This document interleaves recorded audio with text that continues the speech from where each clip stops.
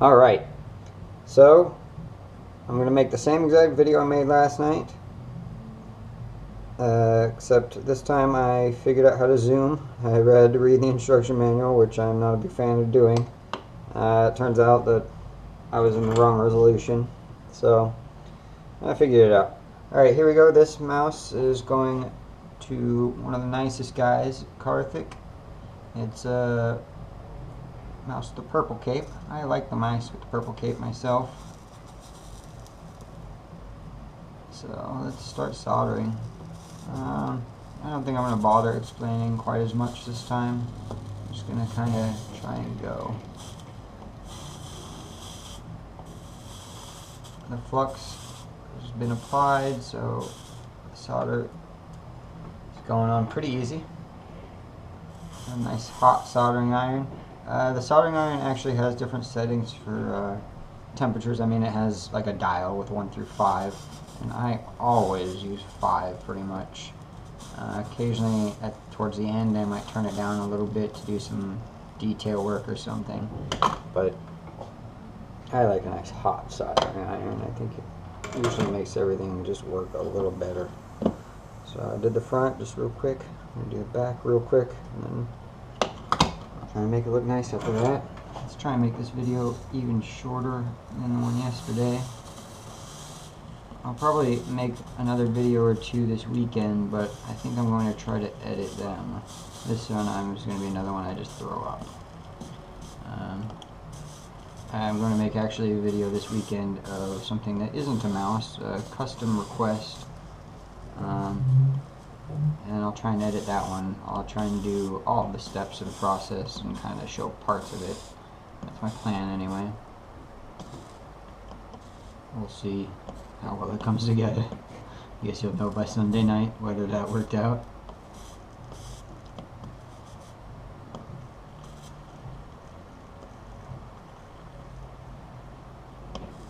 Got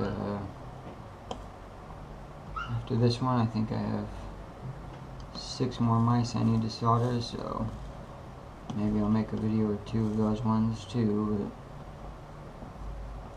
but I don't know, I might be done with the mice videos for now anyway. And how many mice do you need to watch me solder, really, you know? Or hell, maybe I'll just film everything I do from now on, because I have a stupid camera. That sounds like something I might do, knowing me.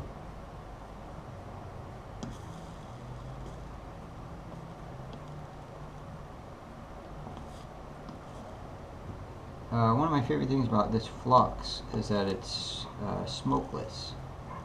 Normally, or not normally, if I was to use one of the other fluxes that they sell, a lot of them have a lot of fumes coming off when you heat them up. This stuff, I don't know how they do it or why not or whatever, but it's smokeless, so I don't worry as much about it. I do have a little like fan that I set up, and my workbench is in front of a big sliding glass window. Like my balcony is right behind my workbench, so if I was worried, I would open that up and put the fan right next to it and have it blow all the smoke right out. But as I said, with this classic 100 gel flux, you don't really need to worry about it so much. Got the back okay. Let's go back to the front. And when you're filling in some of the gaps, sometimes there's like a big chunk that'll drip through. So that's actually why I like to do the front real quick and then do the back and then go back to the front. And as I said, that's just a preference thing. I'm sure everyone does it differently, or maybe not. I have no clue, honestly. I've never watched anyone else make stained glass for more than like a minute. I'm always worried that someone that knows what they're doing is going to see me and be like, you know, shocked at how I do things. But I'm pretty happy with the results usually, so it doesn't worry me that much. I'm not losing sleep over it or anything. Normally when I make stuff, I don't talk to myself, so that's weird, right? It feels weird. So, I wonder if it affects my work. We'll see. It definitely feels weird though. I actually almost always listen to music while I'm working, or sometimes I'll just have something going on Netflix or something on the TV behind me. Put on a horrible action movie or something that won't draw my attention. But I do always have something going. I don't like to work in silence. I don't like silence in general, really.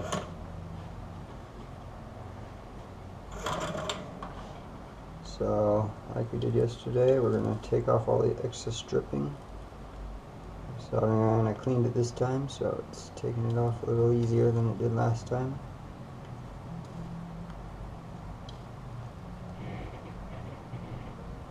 Really makes a difference though in a clean soldering iron.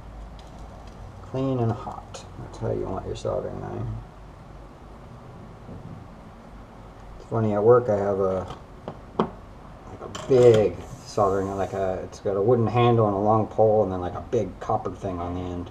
And you use a fire pot, like a big blue flame basically, and you leave it in there until it glows, and then you take a stick of solder, and it's really a lot more heavy duty than what we're doing here.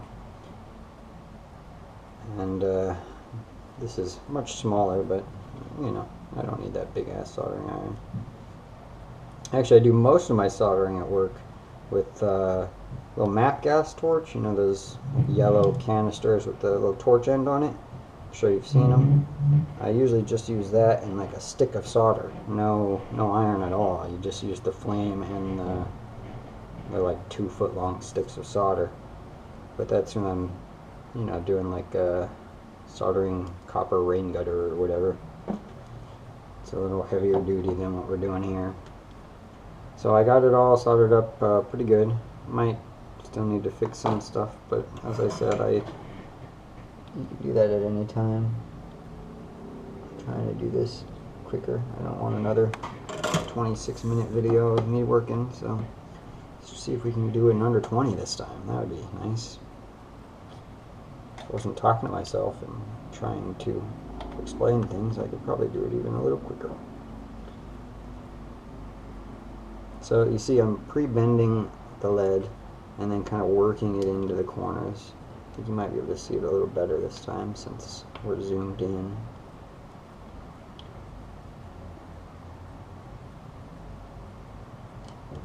See, just working it around.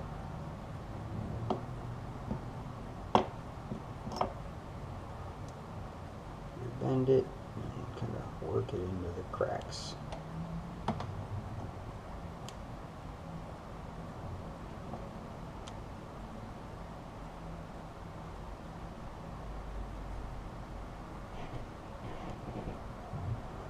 Go around. Oh yeah.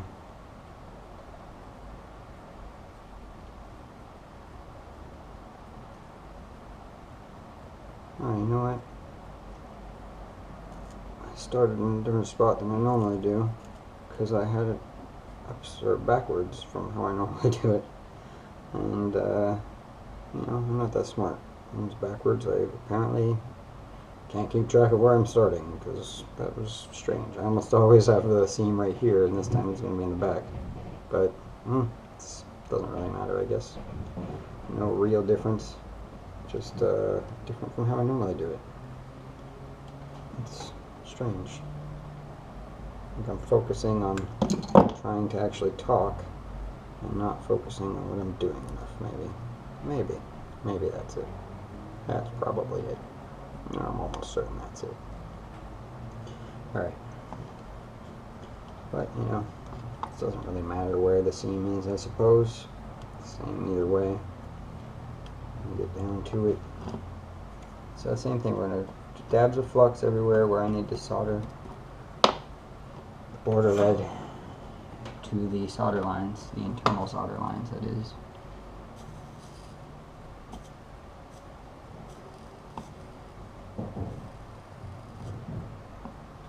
And as I said yesterday, I always start by soldering the solder line and move towards the border, and as you touch the solder to the border. I'll just throw a little piece of solder on there. You don't risk melting the border away as much. The lead is, it'll melt. If I leave this on there for a second, it'll just screw it up, and it looks so nice how it comes preformed. Now you really want to be careful not to screw it up. I mean, if I wasn't worried about that, I could just solder around the whole outside edge with a nice thick bead. But I really like how this border metal, it gives it a nice finished look. I've done a few pieces with lead-free solder, and you can't get, or at least I don't know where to get, a nice lead-free border metal. So when I do those, I just have to solder around the edge, and I usually solder a piece of flat copper. I'll show you in 1 second as soon as I'm done soldering this. I have it right in front of me. Just need a free hand. When I'm doing those, I solder this flat copper stuff. I kind of run it around the edge and put a nice thick bead on it to give it some strength. But it really doesn't look as nice when it's done. I mean, obviously it's safer if there's no lead, but you hang these in the window, it doesn't matter. And like I said, I live in lead. I know everyone worries about it, but who's consuming it? Every time I sell something on Etsy, I include a note saying to keep it away from children and pregnant women, but it's really, aside from that, as long as there's no developing going on, it's not horrible, Everyone worries too much about everything. So what I'm doing here is I'm kind of worried, like this is actually for when I make square things. I used to make bigger mice that had like a background and everything, and they were square, so that's why I mounted these two on here. But I also use it pushing it right now. I'm pushing these two pieces together against the corner. Oh, there we go. Nice little dot. Let's do the bottom.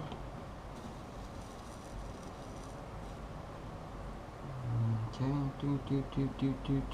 Alright, need the inside. Let's flip it over and do the back. Dab, dab, dab, dab, dab, dab, dab, dab.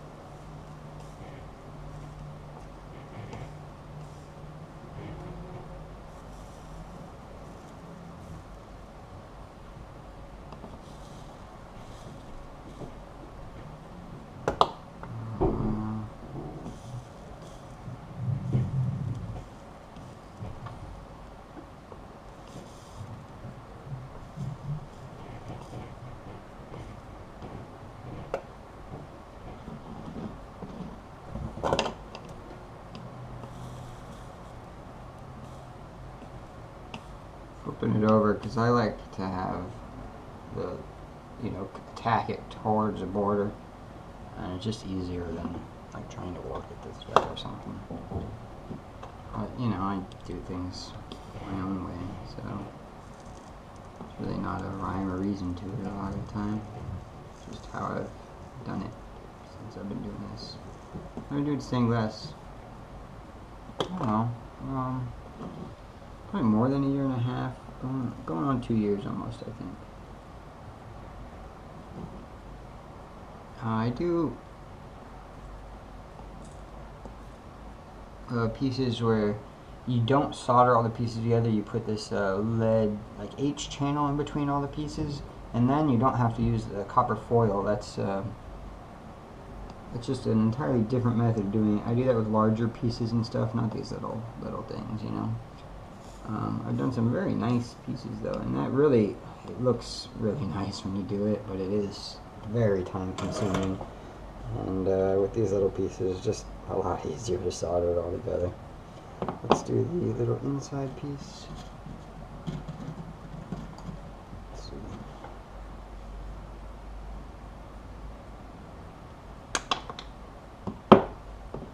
Oh, I'm done. Cut it the wrong way. I think I cut it the wrong way about half the time the first try. For some reason I just can't get it right in my head a lot of the time. Again, I don't claim to be a smart man.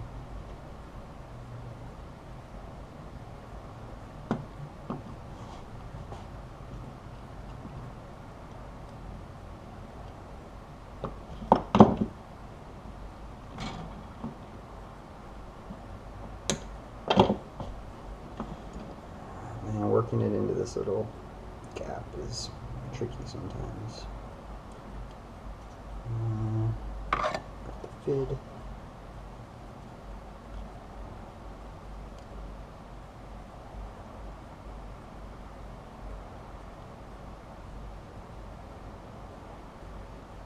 Cut it a tiny bit shorter. I cut it too short a lot of the time because it's, if you leave a little gap, it's way easier to squeeze it in there, but then I have to fill the gap with solder, and honestly maybe 10% of the time I end up screwing up this little piece so much that I have to just melt it out with the soldering iron and replace it with a new one, which, you know, it's not the end of the world, but I don't like it. It doesn't make me happy when it happens. Oh man, this is, I'm going to cut a little bit more even. This is the only tricky part of the border, is the part inside the tail. See, I got it to fit now, but now there's a big gap at the top, so I'm going to have to fill that in with solder and be careful not to melt the whole border away. It's really a pain. I've tried before to just fill this whole hole in with solder. I really don't like how it looks as much. It is definitely easier, but easier doesn't always matter if I'm not happy with it, you know? And really these mice are about me being happy, and the recipients being happy. They're just about happiness. That's my goal with them.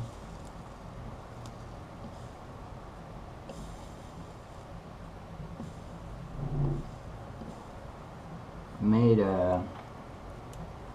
more than 50 mice in various sizes and shapes. When this run is done, I'll be right around 60, I think.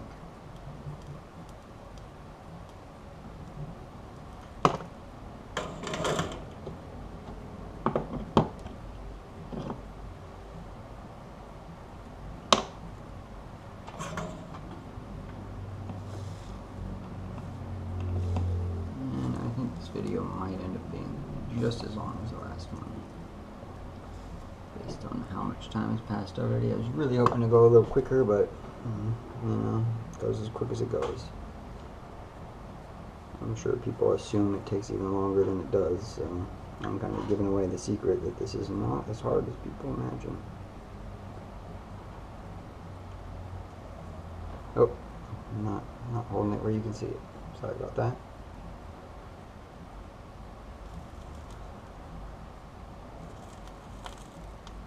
Kind of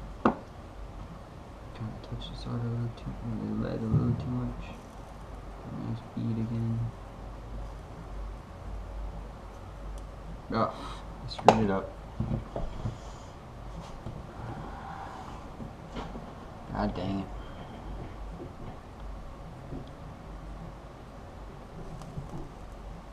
Alright, I'm going to melt it out, try again. Gotta get this looking nice.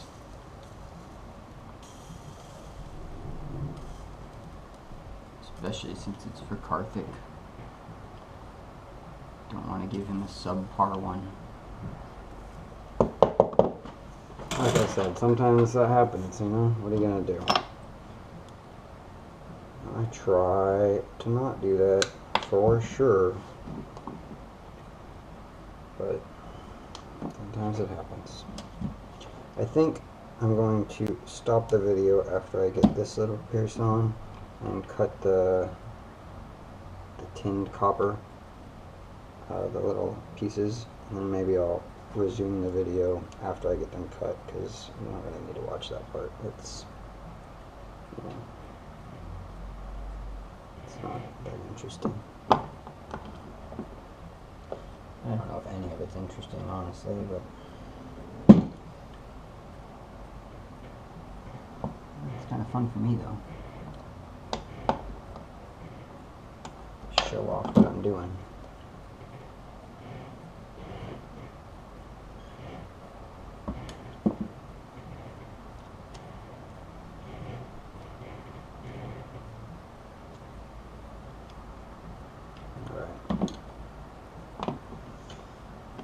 Get it right this time. I'm going to be a little more careful when I get it right.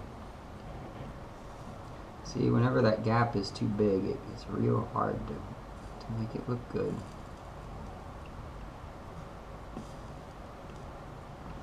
If the gap isn't big enough, it's super hard to fit in there. So I trim it and then I make the gap too big.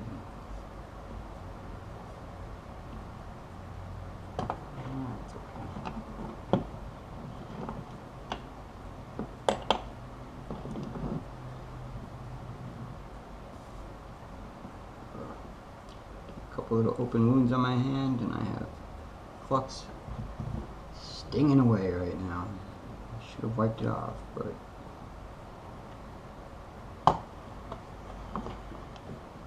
what are you gonna do? A little late for that, right? Sure, it's probably not good for my wounds, but I don't do a lot that is good for me. As you can tell from all of my baking, probably. If you follow me anywhere, you've seen that I'm kind of crazy about that too. Alright.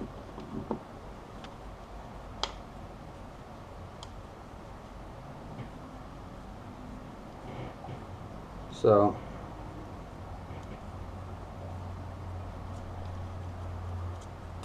got it all soldered up. It's the front. It's the back.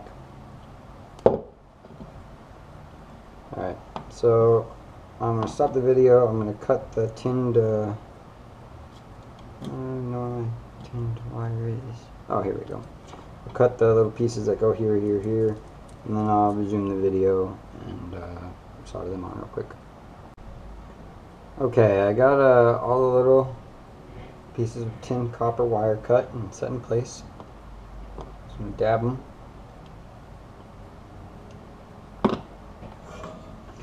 Iron's still nice and hot, never turned it off. Well, it took me a minute or two to cut those. I just know it's not the most interesting part, so I figured you could be spared that step, especially since I screwed up the back. Yeah, maybe I'll try and edit that out, but I doubt it. I'll probably just throw it up. Gotta be real, right? Gotta let the people know when I screw up, as if the people care.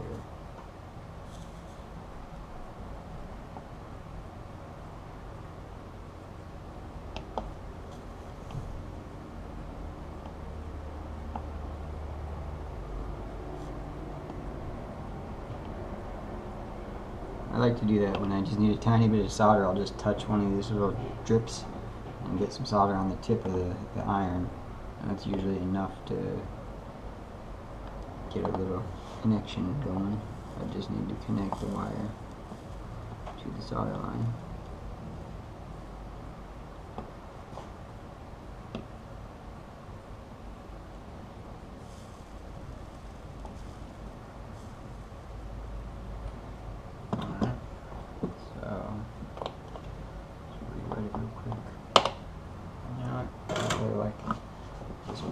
Let me try and rebend this a little bit.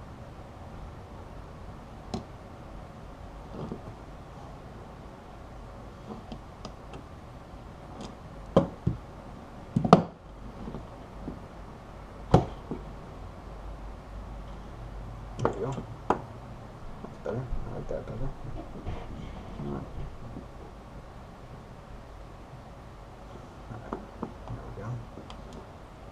Lead is still pretty pliable. You can mess with it like that. It's not, it'll be fine. So yeah, I get the solder on the wire and I move the solder towards the border until it just touches it.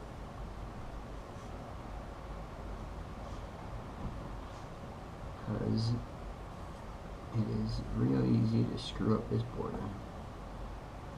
Oh.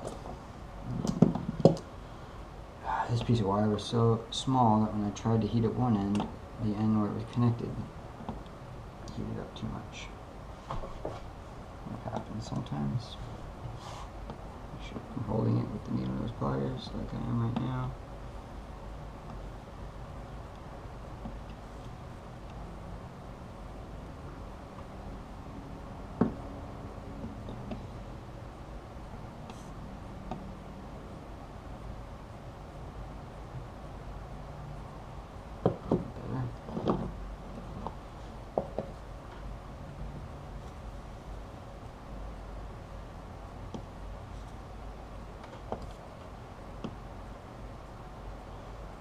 Alright, so now all of the soldering is done. You can see, I just have to attach the eye. So, wipe it down.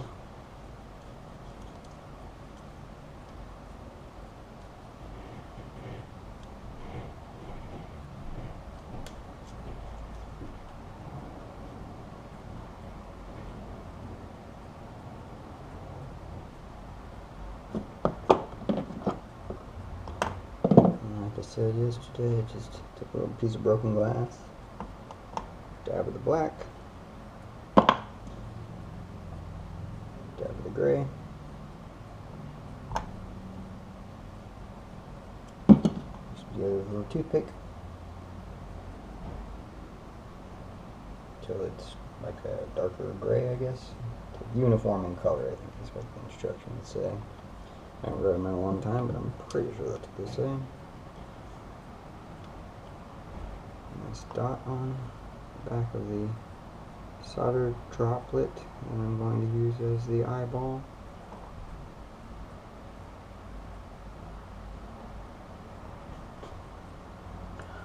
Place it where I want it.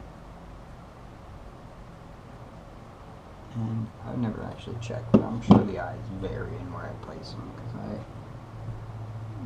just drop it where I think it goes. And I notice I probably don't get it the exact same every time.